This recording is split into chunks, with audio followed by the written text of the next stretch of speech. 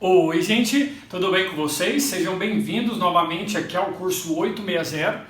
Gente, vocês estão percebendo que nós estamos preparando, para você detonar na prova, para você chegar no Enem e o quesito não sei esse conteúdo, ele não vai existir. Existem muitos fatores, gente, que você pode resolvê-los antes da prova do Enem.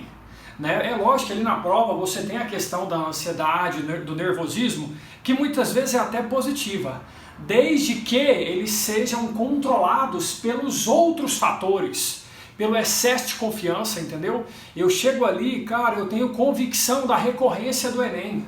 Então os temas mais recorrentes, as questões fáceis e médias, elas serão resolvidas, eu vou conseguir fazer isso. Eu preciso de ter coerência.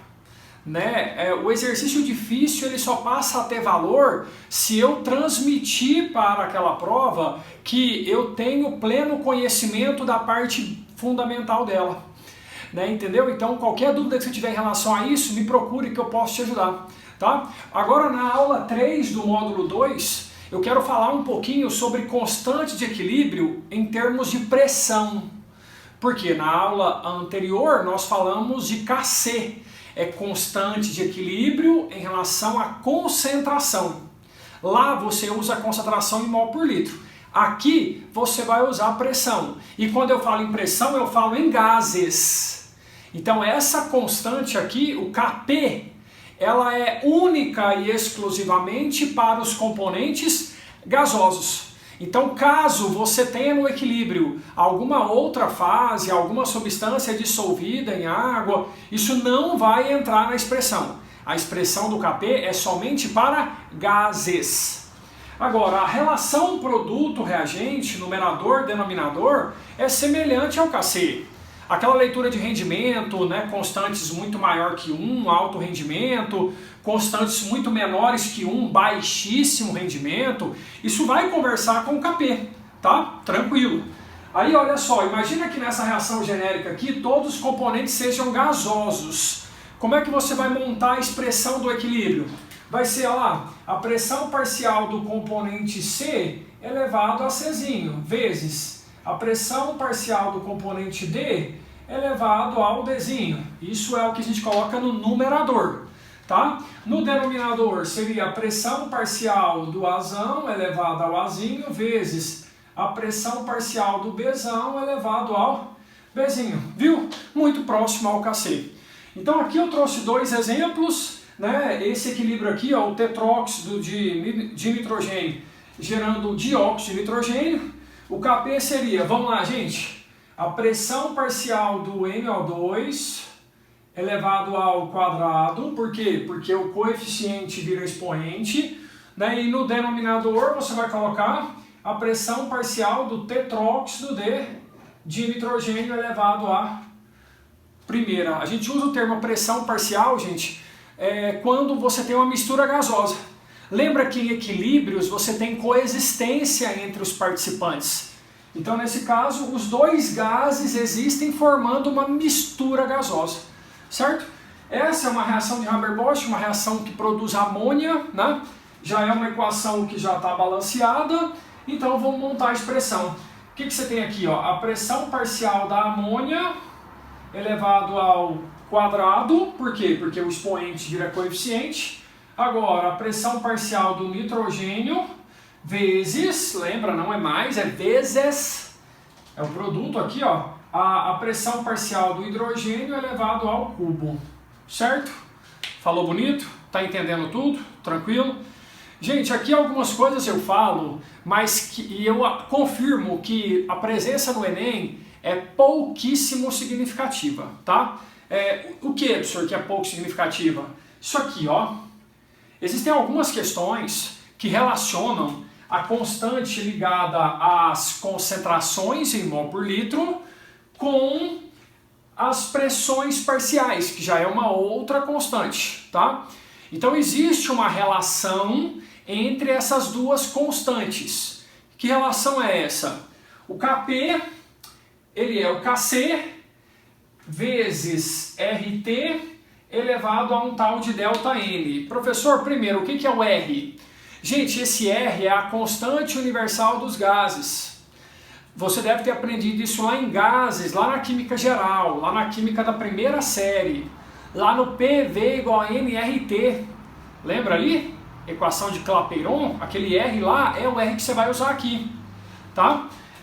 A temperatura é a temperatura absoluta. Que é isso, professor? Temperatura em Kelvin, viu? Aqui, dentro dessa porção da termodinâmica, a gente estuda temperaturas em Kelvin, tá? E esse ΔN aqui, ó, é a variação da quantidade de matéria estequiométrica. Professor, que droga é essa, professor? É simplesmente, gente, a subtração entre os coeficientes do produto, né? Você vai subtrair, né, o coeficiente do produto dos coeficientes dos reagentes. Então, por exemplo, nesse caso aqui, ó, como é que eu vou calcular esse ΔN? O coeficiente do produto não é 2? O coeficiente do produto é 2. Menos...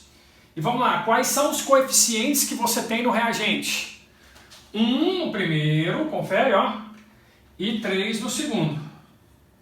Entendeu? Então aqui, aquele ΔN, que é o expoente ali, ó, pode ser negativo? Pode, não tem problema, tá? 2 menos 4 dá menos 2. Entendeu? Então isso você vai aplicar aqui no expoente. Aí o Kp igual a Kc, RT elevado a menos 2. Gente, isso aqui nunca caiu no Enem. Então eu estou te falando só para você ter uma noção que existe. Se aparecer no Enem, ele vai trazer a equação para você e você simplesmente aplica nessa equação. Mas reitero, não tem cara de Enem, ok? Agora, isso aqui, ó, é importante, a leitura assim, ó. Imagine que ele te dá uma situação tal e te pergunta assim, está em equilíbrio? Aí você fala, poxa, como é que eu vou saber? Uma situação qualquer, né? Ah, está em sistema fechado, a temperatura constante, mas ele lançou números para você, né, de reagente e produto. E será que já está em equilíbrio ou está transitando para chegar no equilíbrio? Você lembra que esses processos eles têm começo, intervalo de reage-forma e equilíbrio. Então será que já está em equilíbrio ou será que está nesse trânsito? Tio John, tem como prever isso? Tem. Olha só esse caso aqui, ó. Imagina que nós já temos uma reação, né? Aqui uma reação imposta, tá? E eu quero prever, né, através de outras situações aqui, ó, de situação A, situação B, situação C, quais estão em equilíbrio, qual ou quais, né? Então o exercício ele vai me fornecer essa informação aqui, ó. Ele fala que a constante de equilíbrio a 100 graus Celsius para essa reação, a constante de equilíbrio a 100 graus Celsius para essa reação é de 0,36. Então esse é um dado do texto, da questão. Tudo bem? Ótimo. Agora ele te pergunta, a situação A, B e C está em equilíbrio? Todas elas, gente, foram avaliadas na mesma temperatura, né, do texto de partida. Tudo bem? Então isso é fato. Agora olha só, você percebe que aqui ele me dá um par de concentrações, aqui outro par e aqui outro par de concentrações. Então, se você pegar esses números que vieram aqui nas situações e aplicá-los na constante, como assim, professor? Gente, aplica, ó. Aqui não está o quadrado? Então seria 1,2 ao quadrado sobre esse elevado à primeira. Então eu fiz isso com esses valores aqui, ó.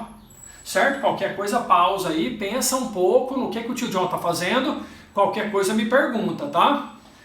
Deu 0,6. Presta atenção. 0,6 é igual a constante? Não. Se o valor encontrado, se a relação né, momentânea encontrada for diferente da constante, vamos lá, gente. Se a relação que você encontrou for diferente da constante, isso significa o quê? Que a reação não está em equilíbrio. Tudo bem? Ela não está ainda em equilíbrio. Não está. Ou seja, ela está transitando para o equilíbrio. Então você vai afirmar que com esses dados a reação não está em equilíbrio. Agora eu te dei outros dados, tudo bem? Com esses dados da situação B, eu apliquei na relação que a gente já conhece, como KC, né? E aí encontrei 0,36. Opa! Eu encontrei exatamente o valor da constante. Então, se o valor encontrado, a relação encontrada, for exatamente igual à da constante, significa o que isso? Que agora a reação está em equilíbrio. Agora ela está em equilíbrio. Já chegou lá naquela plenitude. E dali ela tende a ficar para sempre. Tá? E essa última situação, que seria a situação C. A situação C, os valores entregues aí foram esses. Você aplica de novo naquela relação, né? Olha lá, o NO2 ao quadrado sobre o N2O4. Você chegou em 0,25. Vai lá, de novo, compara. É igual a 0,36? Não, a relação que eu encontrei é diferente, né? É diferente da constante. Então o que significa de novo? Que a reação não está em equilíbrio. Então ela está em trânsito para alcançar o mesmo. Gente, você entendeu a lógica? Isso aqui a gente chama de previsão de equilíbrio. Ele te dá valores tais em que você vai ter que avaliá-los para ver se a reação já alcançou ou se ela ainda vai alcançar o equilíbrio. Entendeu? Espero que tenham gostado dessas dicas, tá? Até a próxima aula. Qualquer dúvida me manda, viu? Tchau!